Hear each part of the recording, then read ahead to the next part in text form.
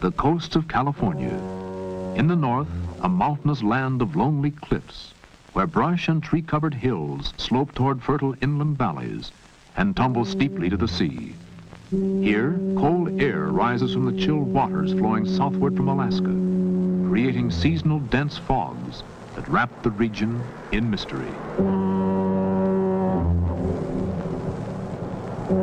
Reaching with silent white fingers through gaps in the hills, the fog pours like drifting smoke over highways.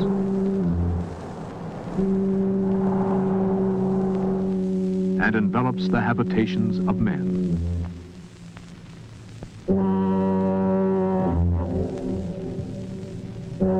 Swirling above the tide-ripped waters of the Golden Gate, the fog swallows the great bridge. The wild cries of seabirds are stilled, and the only sound is the endless bleat of the foghorns, warning ships of a rocky shore.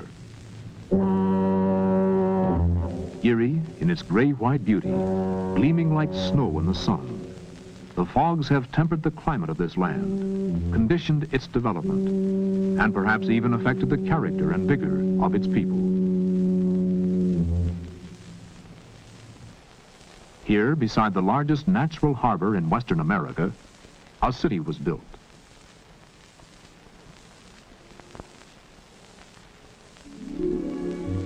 The Golden Gate is more than a romantic name.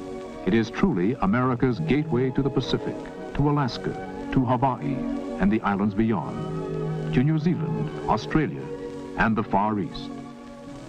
San Francisco Bay has more than 450 square miles of tidal water, protected from wind and sea by surrounding hills, and by a single entrance less than a mile wide, a perfect location for the growth of a great port.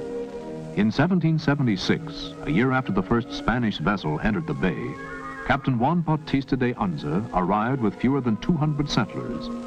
Here he built an adobe house, a part of which still stands in what is now the Presidio. A month later, the mission San Francisco de Asís was dedicated. Known as Mission Dolores, it served for many years in the work of the Franciscan Padres among the Indians and early settlers. The town had grown slowly, but in 1848, gold was discovered in California. The gold rush started a mass movement of people westward, and San Francisco became the Mecca, not only for fortune hunters, but for merchants and other substantial citizens.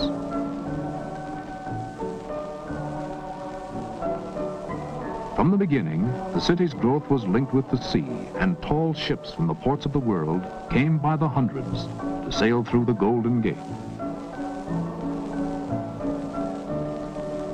The old ships are a memory now, but one, the Balclutha, built in Scotland in 1886, still serves as a reminder of sailing days. Preserved by the city's Maritime Museum, she lies at her pier with yards bare, a lone survivor of the great fleet that made San Francisco known around the world. As the gold rush days gave way to a more stable economy, the city prospered, and the port became crowded with shipping. Known as the Embarcadero, today the waterfront is lined with modern piers, providing facilities for handling cargo and passengers to and from many lands.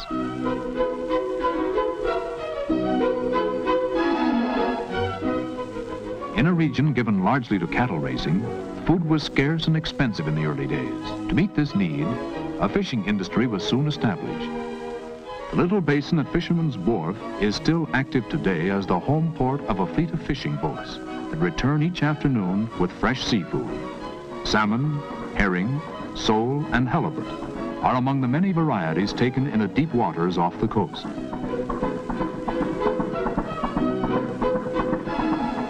Crabs are a favorite in season, and at Fisherman's Wharf, you may select your own at the curb stalls. Freshly cooked on the spot, these delicious shellfish are ready for the table. They are also frozen and shipped to other parts of California. In the gold rush days, the arrival of ships was signaled to the town from the top of Telegraph Hill. At the turn of the century, the hill looked like this. The slopes where herds of goats once grazed are now studded with handsome apartment houses, perched high above the swirl of the city's traffic. On April 18, 1906, most of the downtown area was destroyed by a great fire, which followed a heavy earthquake. But with the vigor characteristic of its people, San Francisco was rebuilt to become the city we know today. In scarcely more than 100 years, it has grown from a handful of one-story wooden buildings huddled beside narrow, muddy streets into a busy metropolis. Sweeping views of clean white homes in dramatic settings on hills overlooking the sea and the bay give San Francisco much of its charm.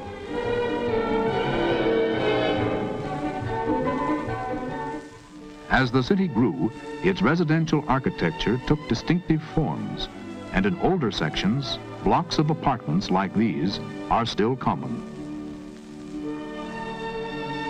Entrances, cornices, and the caps of columns were often elaborate.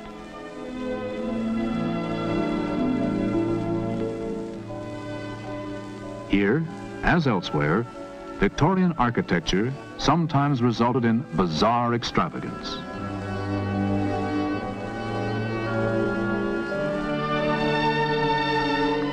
But there was elegance, too, in beautiful doorways, carved window frames, and discreetly closed shutters. Today, the old mansions seem to stare from their many windows at the passing traffic, like ghosts of the days that are gone. Like many Mediterranean towns, shaded byways and quiet streets reach up the hillsides, making European visitors feel at home in this American city. Hills like these are a challenge to pedestrian and motorist alike. Across town, steep Lombard Street twists down the side of Russian Hill like a writhing snake.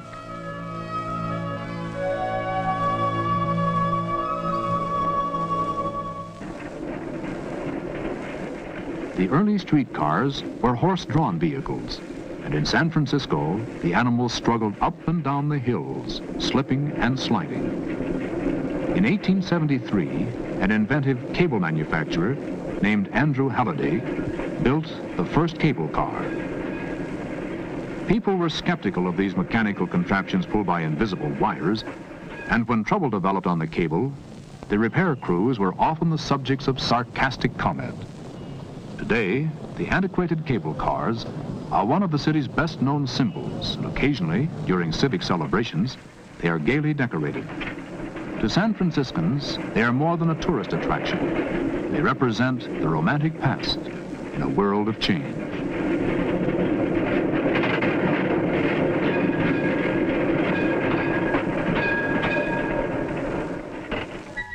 The people of San Francisco dress well, walk briskly, and their friendliness, as much as the charm of their city, causes visitors to return again and again. Many remain to call San Francisco their home. The famous corner flower stalls add a splash of color to the busy streets. In former days, Union Square was the heart of the city. It is still the center of the downtown shopping area. Here, people come to meet their friends, to read, or to sew, or just to rest in the sun.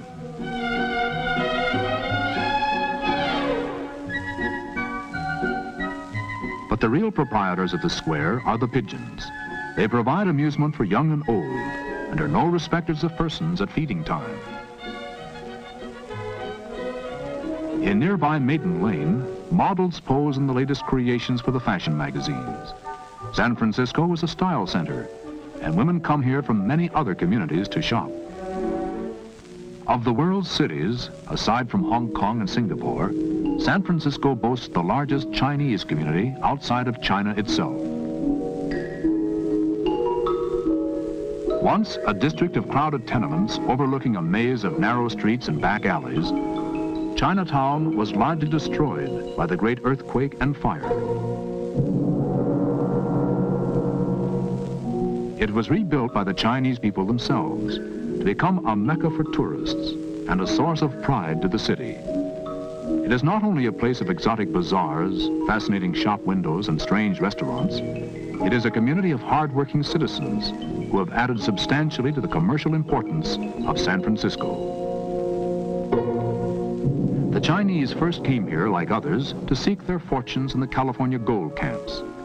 Later, until immigration was restricted, thousands came to labor in the building of the Western railroads. Their descendants, importers, merchants, bankers, Chinese Americans, have contributed in large degree to the cosmopolitan flavor of this city, which they call home. Probably no other group has influenced the development of an old world atmosphere in San Francisco as much as the Italians, who've adhered strongly to their native traditions. Centuries-old skills are followed closely in the preparation of foods. Small family-owned and operated factories produce the ingredients for Italian dishes. These products are used not only in their homes and fine restaurants, but are exported to other cities as well.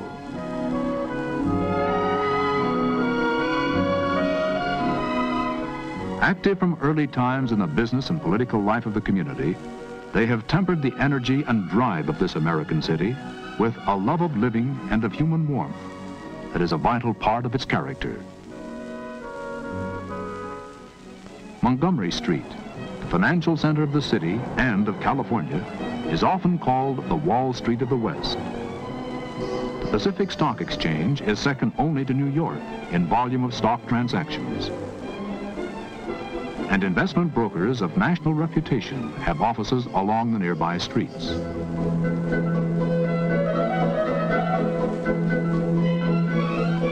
Old office buildings have given way to modern architecture, and the business vitality of San Francisco in recent years has brought radical changes to the city's skyline.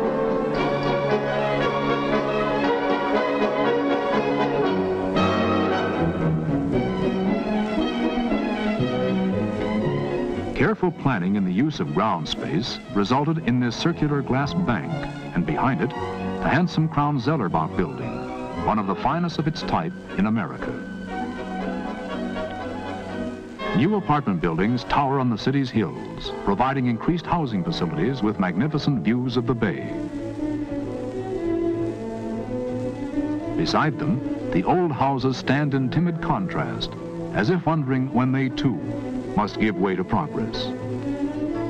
One of the most spectacular creations in the blossoming new architecture in San Francisco is the skyscraper addition to the Fairmont Hotel on the crest of Nob Hill.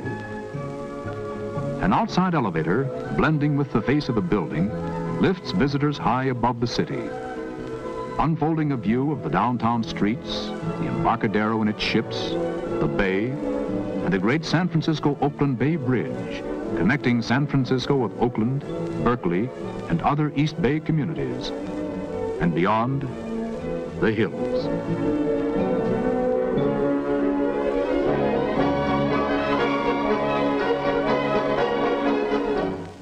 This great bridge spans 8 1/4 miles of water and is 12 miles long, including its approaches.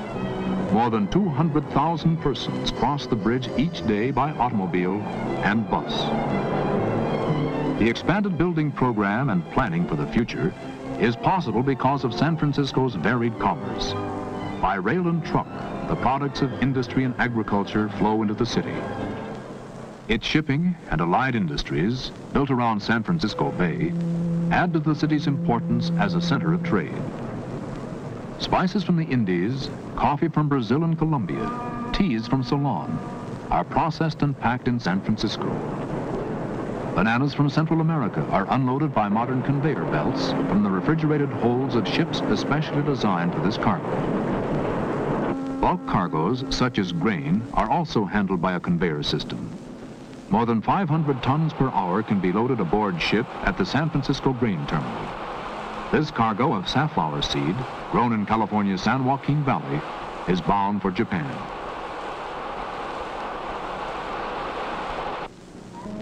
To meet increasing foreign competition, American shipping companies have developed a more rapid method of loading and unloading cargo. Salt-resistant aluminum alloy containers are carried in the holds and on the decks of ships. They are automatically loaded and unloaded by a specially designed crane that provides swift handling of cargo with minimum use of manpower. Many of these containers are electrically refrigerated for the shipment of perishable cargoes. Pineapples are delivered in San Francisco as fresh as when they left Hawaii, and California fruits and vegetables are shipped across the sea without loss through spoilage.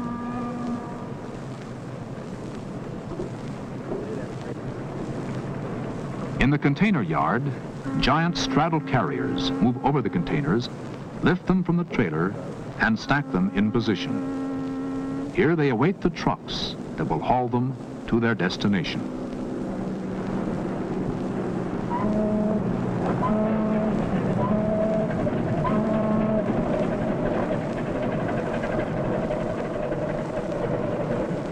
Oil tankers shuttle back and forth between San Francisco Bay and loading points near the oil fields of Southern California and overseas. Crude oil is pumped from ship to shore at the refinery, and refined petroleum products are reloaded for shipment up and down the coast and to foreign markets. The United States Navy contributes substantially to the economy of the port and the city. In addition to naval personnel, thousands of civilians are employed at the Hunters Point Naval Shipyard, where vessels of many types are built, serviced, overhauled, and repaired. The tugboats are the workhorses of the bay. On the move day and night, these powerful little vessels are essential to the coming and going of ships in any port.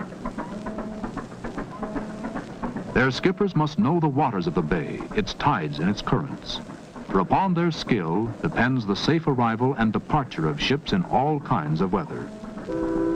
Familiar with every vessel for which San Francisco is a port of call, the tug greets an old friend, a freighter inbound from the Orient.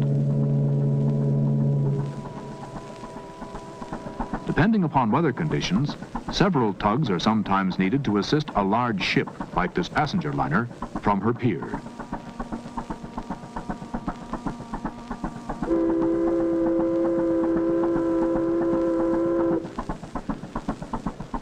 Her job done, the little craft moves off to return to other tasks, with a farewell salute as the liner heads for the Golden Gate and the open sea.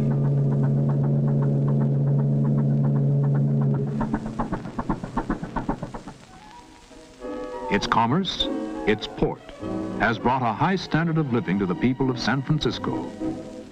But there is a deeper benefit. The city prides itself on its cultural offerings.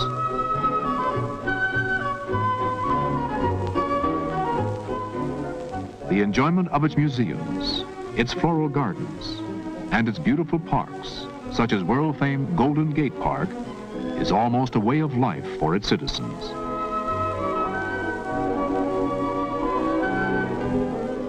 In this cosmopolitan city, one may visit a sidewalk cafe reminiscent of Paris, where friends meet to talk and watch the passing crowd. Or an exotic restaurant where some of the customs as well as the foods of other lands can be experienced and enjoyed. Many residents frequently lunch at a noted hotel where gourmet meals are served on a sunny terrace overlooking the bay. The education of its young, the citizens of tomorrow, has always been of vital concern to its people.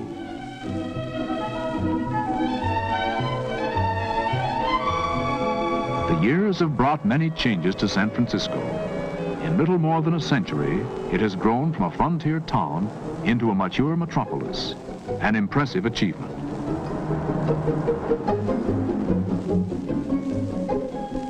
In addition to the trade that flows through its port, industry too has played an important role in its development. Factories of many kinds provide employment for the increasing population of the Bay Area and add their share to the export of merchandise to markets overseas.